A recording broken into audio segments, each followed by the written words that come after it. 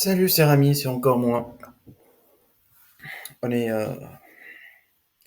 je vois que le marché, donc ça commence à bouger le week-end pour certains haltes. Là, donc c'est le cas de BNT. J'aimerais bien vous présenter parce que ce sont des cas, je pense, qui méritent d'être en fait enregistrés et étudiés. Pourquoi le prix a bougé. Donc, quand vous voyez là, donc le prix il a rangé, plutôt il descend, il descend, il descend. Et à partir du 4 août, à partir d'hier, il commence.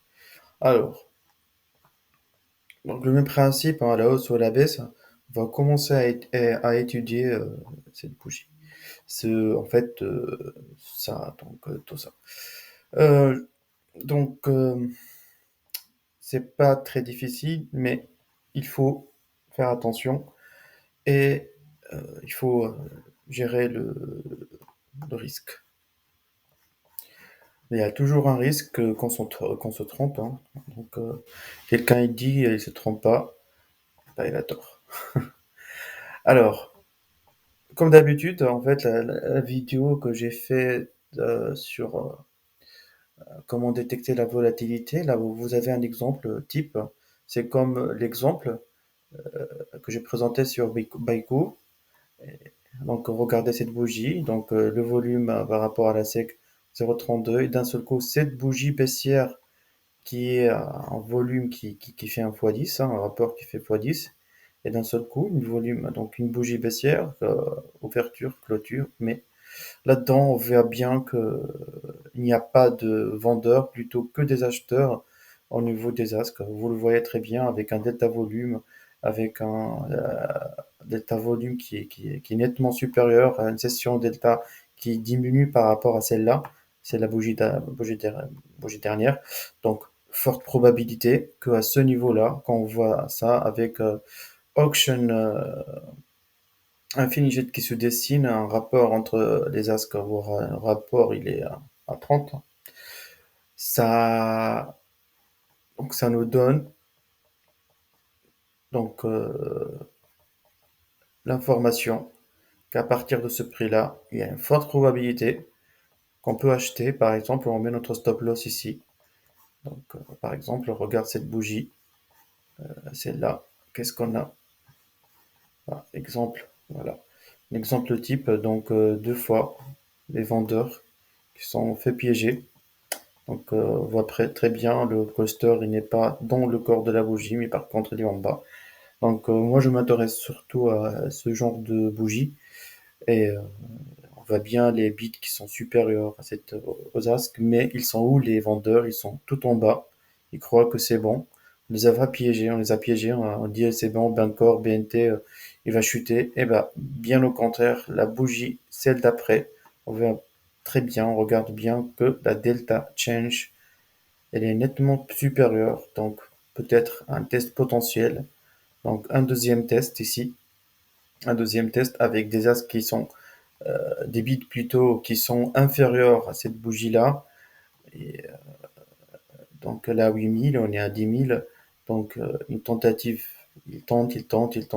Jure, on trouve cette bougie-là, ça nous donne encore une idée que ça tient, ça tient, ça tient. On s'en fout. D'ici un double top, il prend cette liquidité-là, donc il libère les shorters piégés. On voit cette bougie, une belle bougie de réjection. Donc voilà, tout est à part la session delta, hein, parce qu'on n'a pas encore. Donc voilà. Et donc après, on a cette bougie qu'on cherche avec la volatilité qui nous indique et on montre directement après la bougie. Et celle-là, c'est la même bougie que Baiko, sauf qu'on n'a pas le volume sec qui est différent, mais par contre, on a les bits qui sont supérieurs à Zask, mais hop, hop, hop, on est là. On a cette bougie qui dit, hop, une volatilité. Donc là, encore une fois, on regarde bien, on zoom, et voilà, ils sont bien piégés. Donc la bougie, donc, elle ouvre, elle ferme, elle est positive. Et on voit c'est à l'inverse en fait, hein, les bits là, on trouve. Par contre, si c'était le cluster, il était là, bien on trouve des acheteurs ici qui sont piégés avec un cluster vendeur ici, et ben, on peut attendre un peu, tester ce cluster, mais ils ont décidé d'acheter le prix, le marché. Alors, voilà. Et après, le prix il part. Toi, tu dis, OK, il part, je clôture quand, je prends quand mon bénéfice, etc., etc. Donc là, il y a déjà un auction qui, qui, euh, qui se dessine, hein, donc on regarde. En fait, si on va voir cette action, il nous dit quoi? Donc 2500 ask et contre 2, 3 bits. Donc fort probabilité que le prix va revenir ici, pas en ce moment. Donc quand on a les en bits qui sont supérieurs à l'ask, il y a une forte probabilité que le prix revient ici. Donc voilà, ça en 0,384, ça c'est une belle information. Voilà. Après, donc là, désolé, donc je vous montre ça, mais qui n'est pas très clair parce que je dois tout vous montrer en fait avec, ce sont pas des indicateurs, mais plutôt le reflet de la réalité, hein. Donc le prix, c'est comme ça. Le marché financier, il a des acheteurs et des vendeurs. Moi, j'essaie de comprendre. Donc, qu'est-ce qu'il fait le marché? Pourquoi on a ça? Pourquoi on a ça? Donc là, par exemple, j'ai cet indicateur, c'est la delta. En fait, quand le prix il fait ce genre de mouvement, je coupe ma position quand je vois ce genre en fait, c'est cette bougie-là, ce genre de bougie. Donc le prix est là, c'est une information que c'est-à-dire ils ont acheté. Là je vends pas, je vends pas, je vends pas, je fais rien. Là, vous voyez, quand j'ai cette information-là, ok, on attend. Donc là, il y a une occasion, deuxième occasion de vendre. Donc voilà, je sors, par exemple 50%, on dit peut-être, parce que ceux qui savent pas quoi faire et tout ça, donc peut-être le prix, il va continuer comme un fou. Oui, moi je vois, oui, oui, il y a une forte probabilité que le prix il continue, donc ça hausse. C'est-à-dire, il va monter un tout petit peu, donc il peut monter un tout petit peu. Surtout, j'ai cette bougie-là, en fait, cette bougie delta.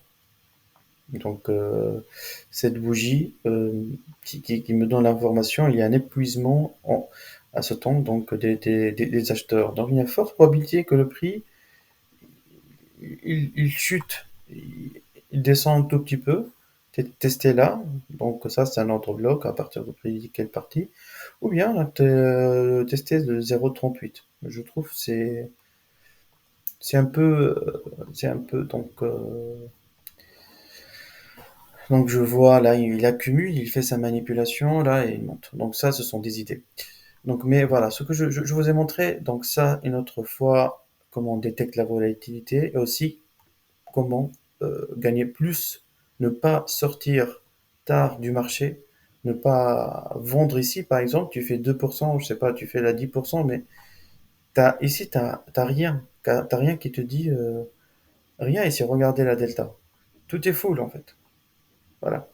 Et donc là, c'est la première indication. Donc, généralement, on ne quitte pas le marché quand il y a une première indication. Au moins, il nous faut deux autres. Au moins, il nous faut deux autres. Donc, c'est-à-dire deux belles. Ou bien, donc là, on est à 900, regardez là, la volatilité et tout ça. Donc, la volatilité, elle commence. Ou bien, on regarde, parce que là, ça commence, les vendeurs, ils rentrent sur le marché.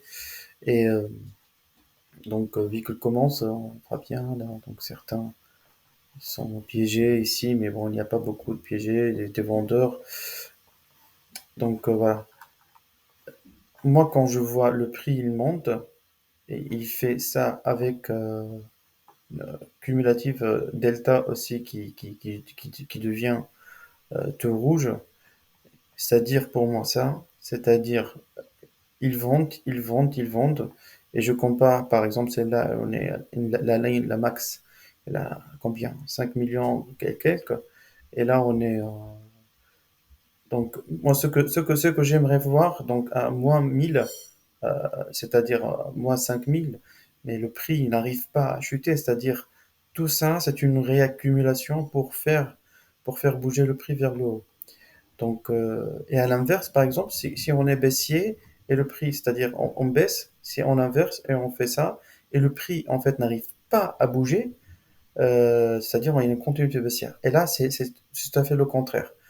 Et là, en fait, quand on voit ce genre de bougie delta, dans la delta, elle est comme ça. C'est vrai, c'est une bougie c'est une bougie de réjection, mais pour moi, pour le moment, c'est une fausse bougie de réjection. Bah, pourquoi c'est une fausse bougie de réjection? Parce que quand on a en fait, ce genre de bougie, ce sont généralement des ordres marchés. Quand on a ce sont des ordres marchés, mais qui ne font pas bouger le prix. Par contre, ça sur des ordres marchés.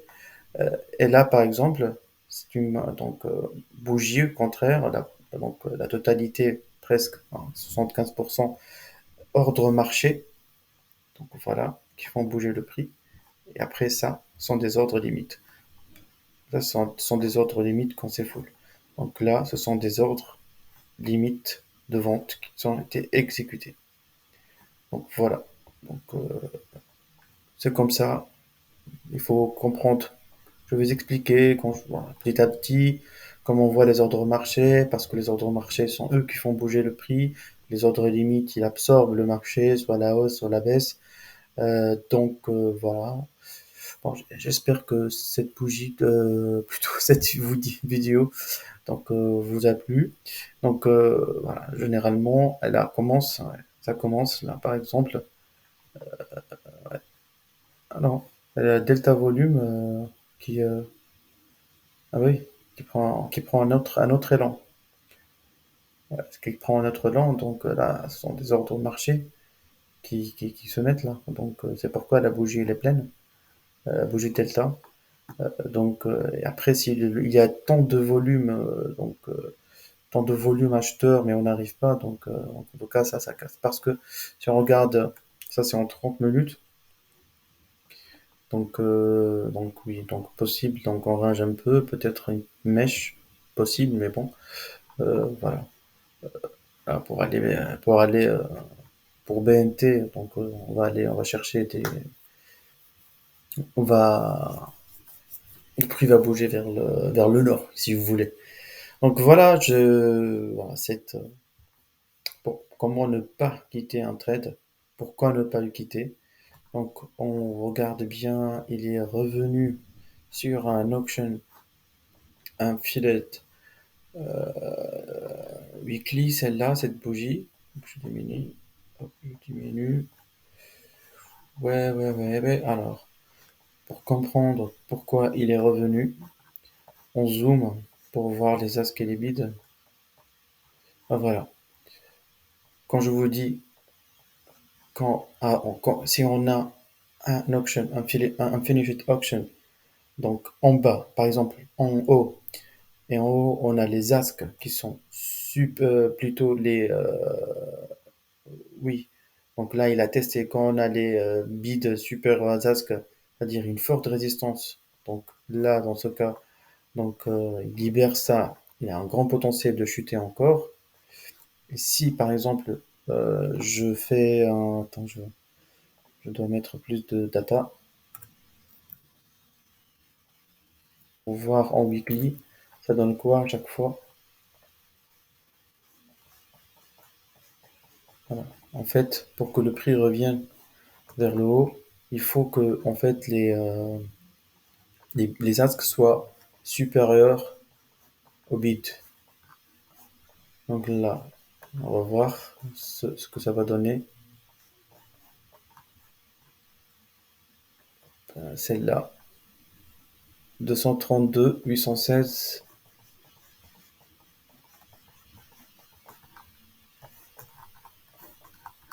Ah, désolé, je défile rapidement, mais bon, je dois aller un peu plus ouais, pour avoir les targets. Hein. Il est où? Finished option.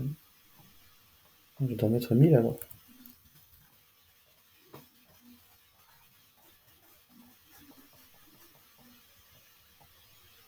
Ouais. Bon, peut-être 2000.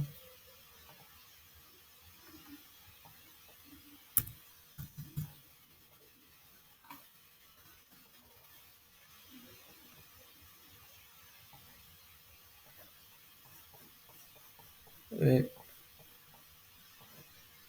Donc je pense que vous avez compris l'idée que j'ai dans la tête. Donc comment, bah voilà, il monte, hein, donc voilà. Donc comme je vous ai dit, donc une forte probabilité que le prix en fait il regagne les 30 minutes. Peut-être je dois en fait changer les filtres des bits des Elsask. Je pense ici qu'il y a un option aussi, hein. Bon, il n'est pas tracé, c'est pas grave. 1 $.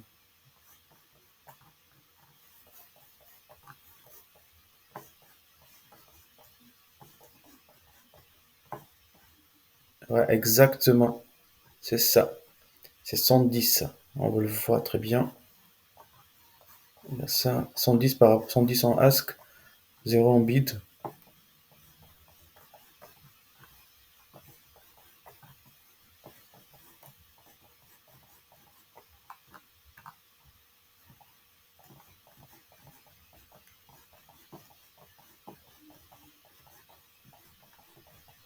Désolé, c'est comme ça, c'est parce que j'ai trop de. Bon, c'est pas grave.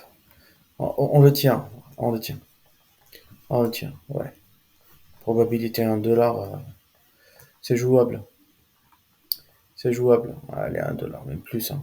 Donc il faut voir, il faut voir. Enfin, à chaque fois qu'on vous allez voir ces mèches-là, donc ces mèches-là, généralement, donc on va les retester, mais qui est le où on va s'arrêter au début, à chaque fois on s'arrête, où il y a par exemple les bits qui sont supérieurs à l'asc, c'est-à-dire il y a une grande résistance. Après, le target où on va vraiment donc libérer les vendeurs qui étaient piégés, ce sont les quand il faut ask supérieur à bit. Donc c'est pourquoi je vous dis là, le prix, il va revenir donc là en bas, mais il peut monter avant. Là, dans ce cas, il faut comparer il faut comparer il faut comparer combien de as, combien de bits chaque, euh, entre chaque, entre ces, en fait, ces lignes-là. Il faut les comparer. Plus on a plus on a des bids euh, qui sont piégés, plus le prix il monte vers le haut. Et au contraire, plus on a des as qui sont piégés, plus le prix il va vers le bas. Et ça s'arrête quand en fait le prix, quand en fait il y a les asks qui prédominent un, un auction affiliate ici par exemple. Un truc là c'est pas encore dessiné, hein, donc il faut juste gérer les filtres pour que ça se dessine mieux. Parce que là, ce sont les filtres du Bitcoin que j'utilise, mais bon, c'est pas bien fait. Mais juste, je voulais vous montrer comment je fais. Voilà. Donc voilà, j'espère que bah, tout va bien. Donc voilà, je vous dis, ce sont des euros marchés, c'est pourquoi le prix il part vers le haut. Voilà. Et là, juste le but de cette vidéo, comment ne pas rater un mouvement. On coupe pas notre position là rapidement et sans comprendre pourquoi et pourquoi on quitte. Donc voilà. L'idée, c'est simple, hein, c'est le delta avec Atas. C'est un delta et vous mettez en fait high et low. C'est ça. Je vérifie pour ne pas dire des bêtises. Oui, en mode high-low. C'est le delta en mode high-low. Et là, vous allez plus, c'est visuellement, hein, mais vous pouvez utiliser le filtre, le cluster statistique, hein. Donc ça, c'est visuellement. Comme ça, les high et low, vous pouvez les voir. Donc voilà. Bah, sur ce, eh ben, il monte. C'est incroyable. Oui, oui, j'utilise un autre truc en fait, c'est le average delta. Donc le average delta, c'est génial. Il me donne genre, je suis en avance par rapport aux autres. Donc, c'est l'idée, en fait, c'est ça l'idée. Là, par exemple, je vois le Veg Delta, chute, je suis en retard, j'ai pas pris la position, j'ai rien fait, et j'ai cette bougie-là en avant, hop, un petit scalp, si vous voulez. C'est un petit scalp, hop. Il n'y a pas en futur BNT, mais bon, ça, c'est un petit scalp de 10%. Non, ouais, c'est ça, c'est 10%. Donc tu attends, jusqu'à, hop, elle a cette bougie d'information. L'average delta, c'est la moyenne des deltas qui est négatif. Et ben voilà, tu prends ton short par exemple. Et là, ça commence, l'average delta qui est positif. C'est la moyenne des acheteurs et les vendeurs, elle est positive. Donc les acheteurs qui dominent, voilà, c'est en 30 minutes. En 5 minutes, c'est plus avantageux. Donc voilà, on les voit, hein, donc c'est-à-dire entre là en 30 minutes, c'est plus, moi je pense que c'est plus, il y a plus d'un. Moi j'attends par exemple si je vais aller, je vais acheter par exemple, j'attends qu'il fasse ça et j'achète quand il rebond, hein, c'est-à-dire comme une courbe là, voilà, comme ça, voilà, c'est un truc pareil. J'attends ça, j'attends qu'il retourne encore et voilà, petite idée, petit aperçu. Sinon, c'est un triangle ascendant pour les figures chartistes. Oui, voilà, c'est comme ça. Par exemple, ça, la figure chartiste, c'est un triangle ascendant et on achète quand ça casse. Donc voilà. Mais moi, je fais pas ça parce qu'il n'y a pas de sens, parce il peut chuter et là, et quand je vois ça, voilà. Il ne va pas chuter maintenant. Il peut monter après chuter. Voilà. Donc sur ce, à la prochaine vidéo. Ciao, ciao.